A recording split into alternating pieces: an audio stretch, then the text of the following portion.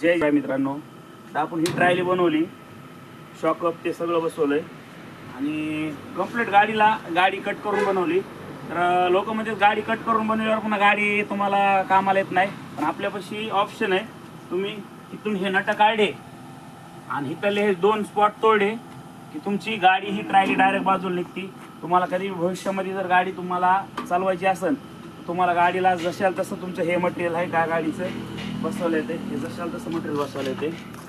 ज्या शेतकऱ्याला कमी खर्चामध्ये कमी जागेमध्ये वळणारं सगळं एकदम व्यवस्थित जुगाड बनवायचं असेल तर आपल्याशी संपर्क साधा. आणि आता तयार होईल, आता टेस्टिंग घेताना एक तुम्हाला व्हिडिओ काढणारच आहे.